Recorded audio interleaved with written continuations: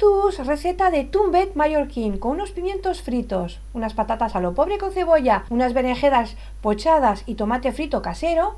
Ponemos primero en una fuente para horno una capa de los pimientos, luego una capa con patatas y cebolla, otra capa con la berenjena y terminamos cubriendo con nuestro tomate frito casero, pan rallado al horno a 200 grados 20 minutos y un compañero ideal es el huevo frito. ¡Et voilà!